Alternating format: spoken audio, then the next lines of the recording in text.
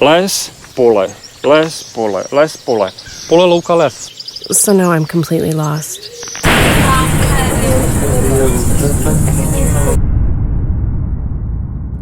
An important image for the emergence of global consciousness was a photograph of planet Earth taken from space by astronauts. Na tu zemi se nemůžeme dívat takhle odnikud z toho vesmíru, ale že vlastně je třeba přistát. Autor mluví o tom, že musíme přistát na tu zem. And in order to land, we must change everything, including cosmology, how we perceive ourselves and society in relation to nature.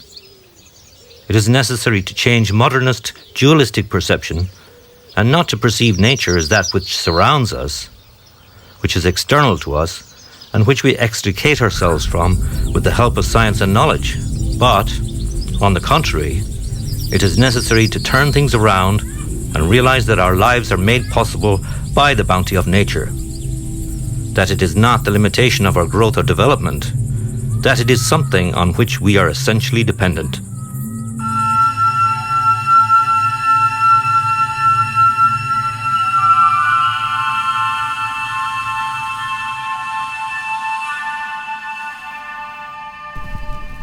We assumed that the Earth is 4.5 billion years old when the entire solar system was formed. The first flowering plants did not appear until the beginning of the Cretaceous period, 140 million years ago. The Earth beneath our feet has memory. The faults in it are still preserved, even though they cannot be seen today. Here the land subsided along those faults sometime at the beginning of the Permian. At that time, it was laid roughly on the equator because here there was a dry, arid climate. The great event began just at the beginning of the Cretaceous period when the continents as we know them today were already roughly formed, when the alpine orogeny began. As Africa began to press on Eurasia, these continents began to press on each other, while here a sea began to form, and this terrain subsided, submerging about 300 meters below the surface of the water. When the sea departed, an absolute plain was created here at the end of the Cretaceous period, 65 million years ago. 20 million years ago, our peripheral mountains rose into the Neogene. Along those old faults 2 million years ago, a triangle of sorts arose, from Jamberg to Landskron, ascending to several hundred meters. 10,000 years before Christ, tribes of people were running around here, and, you might be surprised to know, began to impact the forest, which here covered the vast majority of the terrain. And they began to create a living space and engage in primitive agriculture, to which they adapted the landscape. They created small deforested areas, said to be about 5 to 10 square kilometers in size. Those tribes had quite a few members. Then, sometime in the Neolithic, around 5000 BC, they began to grow plants and grain. They took advantage of the fact that the forest land was rich. Why was it rich? Because the forest looked completely different then. Light oak groves predominated here, with undergrowth of hazel and various shrubs. Spruce, pine and the like might grow here and there. Then the ploughing started, and that's been documented a little. Livestock began to be used, disturbing the soil. Interestingly, most of the little fields were square in shape. As people dug and ploughed repeatedly in one place, their harvests began to decline. Because the deciduous trees and shrubs that predominated here, due to the fact that they are deeply rooted and lose their leaves, draw the nutrients out of the ground and put them back again by falling and decaying. However, if you don't help the land, but keep intensively taking from it, the yield from it will begin to decline. Our ancestors always found a convenient clearing sparsely covered with trees. What was that place? Well, it was a field that someone had abandoned 20 or 30 years earlier. As soon as livestock began being farmed, people began to appreciate the land and the energy put into it, and they stopped moving. Towns began to emerge as permanent settlements. Their inhabitants needed heat, so they began to impact on their surroundings. The settlements began to grow, and we began to arrive at the structure of the landscape we have today. Let's take a town. What's beyond the town? In larger towns, there are rest and recreation zones. By smaller ones, there are fields. And somewhere on the very outskirts, a forest. Somewhere on the horizon.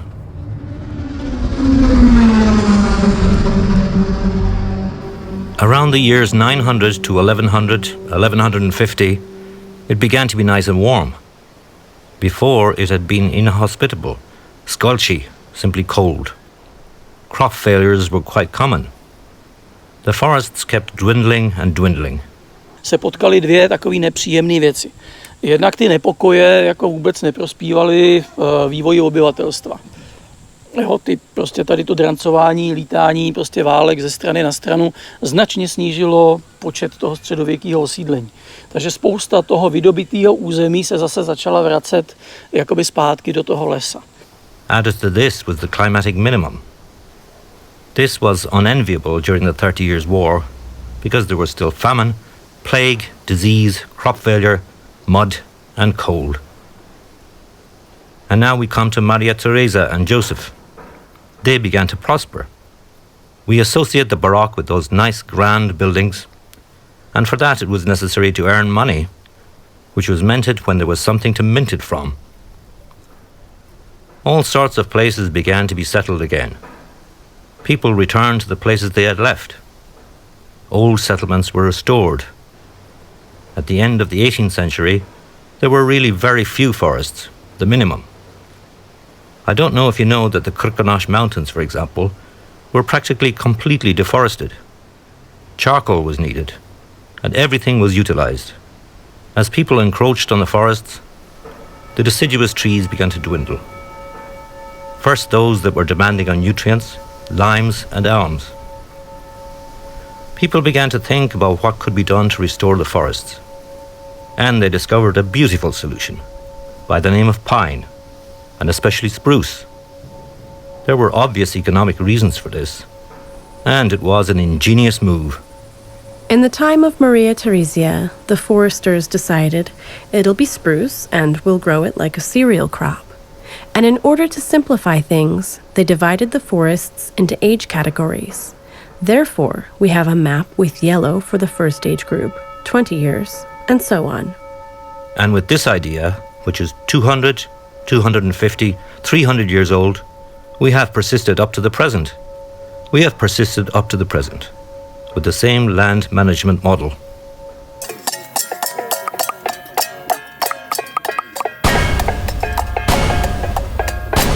Global climate change. Nothing is new. Everything has always been changing, just that now the change is a very sharp one, and it really doesn't depend just on the Czech Republic. Global climate change is said to be caused mainly by increasing concentrations of carbon dioxide in the atmosphere. Bear in mind that the biggest greenhouse gas is water vapor. If we didn't have water or water vapor on the Earth, the average temperature of our planet would be 19 degrees below 0 centigrade instead of 15 above. But then there are other things we emit: CO2, methane, other gases, and as it gets warmer, for example, the permafrost thaws where there is an awful lot of carbon in the soil that can be released. This is called positive feedback. Unfortunately, nothing good awaits us. We are already observing temperatures higher than 30 centigrade above the Arctic Circle. Climatic conditions are reaching toward us in the Czech Republic from much, much further south. You can recognize these changes from herbs and grasses, how they change, or from shrubs, according to phenology, for example, according to when something starts to sprout, how long it is in leaf. For instance, Herb Paris quadrifolia is long since no longer four-leafed.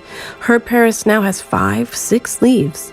Your favorite snowdrops, snowflakes, a bulb from which one stalk grows. Do you know that there are 2? Did you notice that? Did you notice that the anemone also has 2? The same goes for the impact of bark beetle. Bark beetle is a secondary problem. The primary stress for the forest is drought. When a forest functions as a healthy ecosystem, it has auto-regulatory mechanisms that keep it in balance.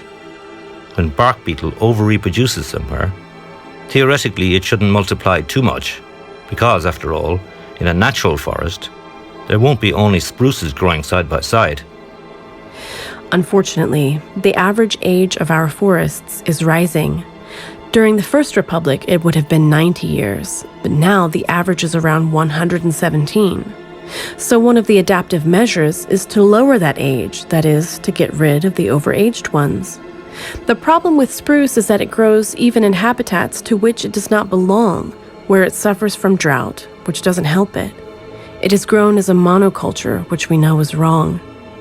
The spruce, which grows in the same habitat for 2 or 3 centuries, also drops its needles in the same place, which affects the acidity of the soil.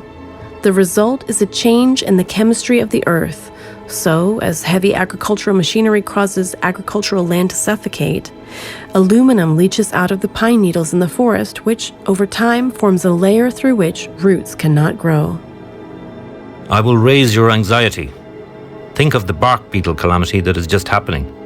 It troubles you, but let's take the basic occupations associated with the forest. Some foresters are troubled by it, but others say to themselves, comme ci, comme ça. So to some degree, it's all the same to them. But take note, how about lumberjacks? Good, right? What about machine manufacturers? Yields. Chemical manufacturers? Yields. In reality, the fact that forests are dying here doesn't matter all that much to a large group of people. There's no point in looking for the culprits, because there are all sorts. Now it's exactly the same with this crazy virus.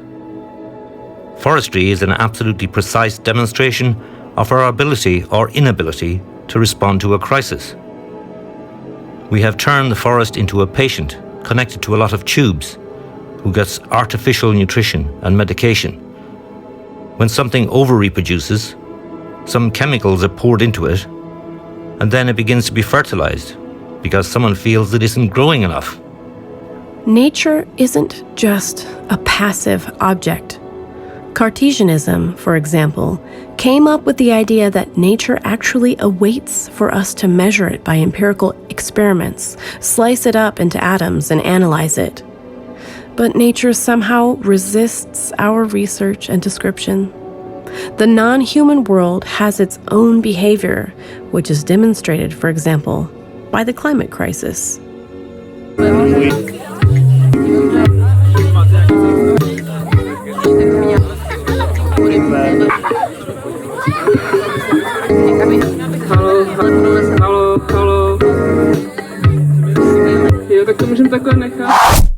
The awareness of protecting nature has 2 sources.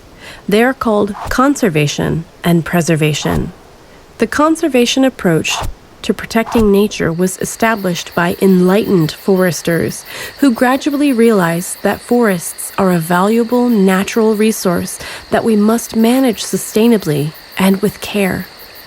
So the conservation approach is actually the protection of natural resources, their renewability.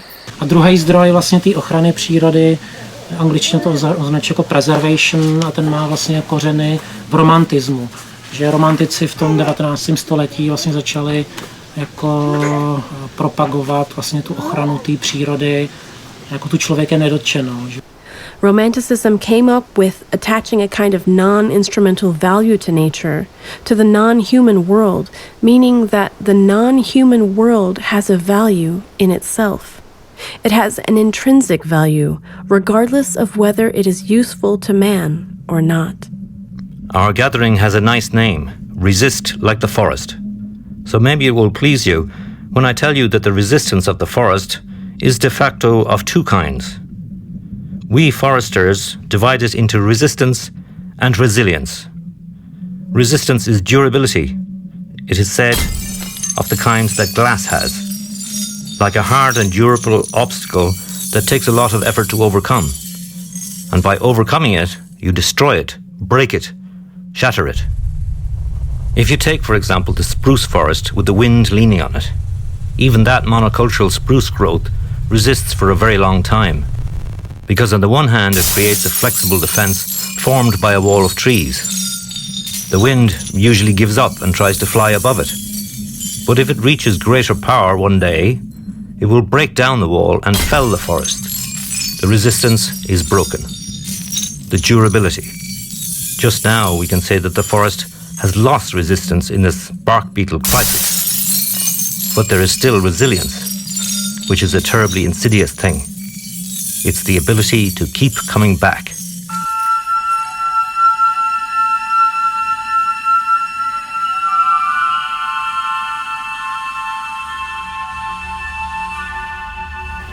I had a feeling that the world was going in a strange direction, and that I had born children into a world in which it no longer applies, like it did with our parents and grandparents, that each subsequent generation will be better off.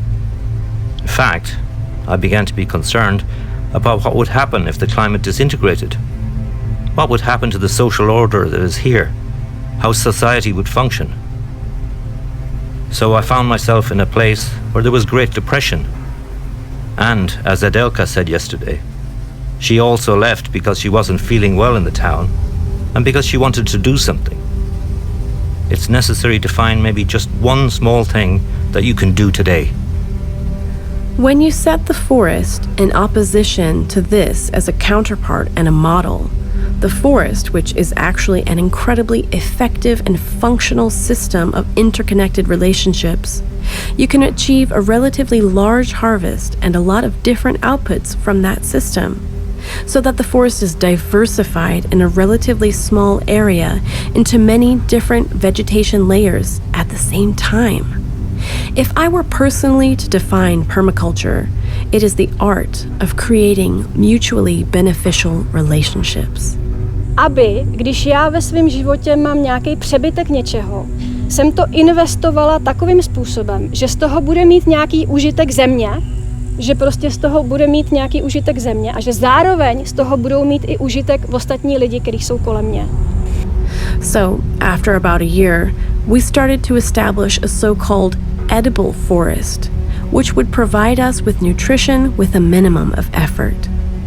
We started planting a tree and a shrub layer, growing edible things near the house. Further away, we started planting wild things.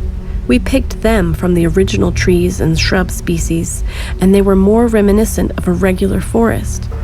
So these woods are constantly in motion, and I'm still searching, still learning to understand it, watching it and looking for the right extent of my own activity within the system, when, on the contrary, I should wait for when it's time to do something. The first and most important tool we have is observation. That, in fact, is what it arose from. It's terribly underestimated. People usually think they can go somewhere and immediately figure out what belongs where and where the raised planting beds will be, instead of just sitting on their butts watching, for at least a year, how nature is working on that patch of land. The first thing we should do right now is to stop doing it badly. Right now. And once we know what's wrong, stop doing it. Unfortunately, habit is very strong. When you sit doing nothing, then you're relaxed, so your consumption is about the same as a 100-watt light bulb for the whole day. By working, digging, making your own permaculture garden, or perhaps mowing grass with a scythe, you'd consume about 300 watts. And do you know what the consumption of the average citizen of the Czech Republic or the European Union is? Nearly 12 kilowatts. Because you shower with hot water, because you drive, because. That's why the best energy, from an environmental point of view, is the energy you don't produce at all. The absolutely best thing is simply to reduce your energy demand. Já jsem přijel jakoby před chvílí jenom, jsem stihnul zatím do meditace. Potom se trochu přidal do ty diskuze. Nevím asi úplně čemu, protože jsem přišel na to pozdě a bavili jsme se o ekologii a tak, o společnosti.